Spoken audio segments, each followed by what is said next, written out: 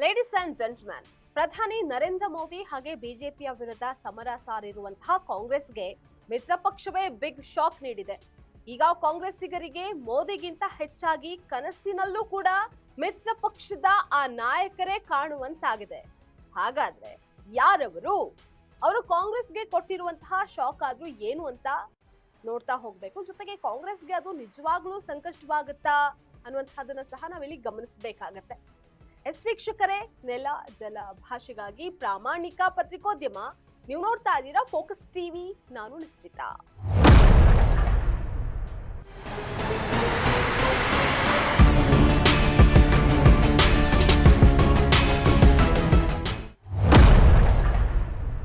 ಪಂಚರಾಜ್ಯಗಳ ಚುನಾವಣೆಯ ಹೊತ್ತಲ್ಲೇ ಕಾಂಗ್ರೆಸ್ಗೆ ಮಿತ್ರ ಪಕ್ಷವೇ ಶಾಕ್ ನೀಡಿದೆ. ಮಿತ್ರ ಪಕ್ಷದ ನೆರವಿನಿಂದ ಗೆಲ್ಲುವಂತಹ ವಿಶ್ವಾಸದಲ್ಲಿದ್ದ ಕೈ ನಾಯಕರು ಈಗ ಕಂಗೆಟ್ ಹೋಗಿದ್ದಾರೆ.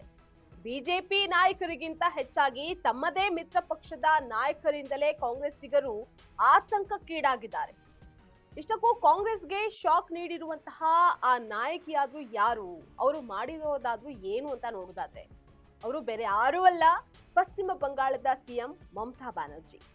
ಅವರು ಕಾಂಗ್ರೆಸ್ ಜೊತೆಗಿನ ಮೈತ್ರಿಯಿಂದ ಹಿಂದೆ ಸರಿದಿದ್ದಾರೆ. ಇದು ಕಾಂಗ್ರೆಸ್ಸಿಗರಿಗೆ ಭಾರಿ ಹಿನ್ನಡೆಯಾಗಿದೆ.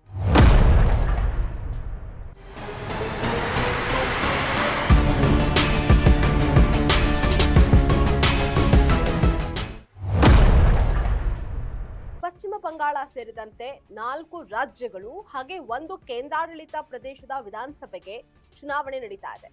ಅಸ್ಸಾಂ, ತಮಿಳುನಾಡು, ಕೇರಳ ಹಾಗೆ ಪಾಂಡಿಚೇರಿ ವಿಧಾನಸಭೆಗೆ ಚುನಾವಣೆ ನಡೀತಾ ಇದೆ. ಕೇರಳದಲ್ಲಿ ಕಾಂಗ್ರೆಸ್ಗೆ ಗೆಲ್ಲುವಂತಹ ವಾತಾವರಣ ಇದೆ ಅಂತ ಹೇಳಲಾಗ್ತಾ ಇದೆ. ಜೊತೆಗೆ ಎಲ್ಲಾ ಕಡೆಯೂ ಕಾಂಗ್ರೆಸ್ ಗೆಲ್ಲೋದಕ್ಕೆ ಆಗುತ್ತೋ ಇಲ್ವೋ ಅನ್ನುವಂತಹದಕ್ಕಿಂತ ಹೆಚ್ಚಾಗಿ ಬಿಜೆಪಿಯನ್ನ ಸೋಲ್ಸೋದು ಕಾಂಗ್ರೆಸ್ಗೆ ಮುಖ್ಯ ಆಗಿರುತ್ತೆ. ಹಾಗಾಗಿ ಅವರು ಪಶ್ಚಿಮ ಬಂಗಾಳದಲ್ಲಿ ಮಮತಾ ಬ್ಯಾನರ್ಜಿ ಅವರ ಟಿಎಂಸಿ ಪಕ್ಷದ ಜೊತೆಗೆ ಮೈತ್ರಿ ಮಾಡ್ಕೊಳ್ಳೋದಕ್ಕೆ ಮುಂದಾಗಿದ್ರು.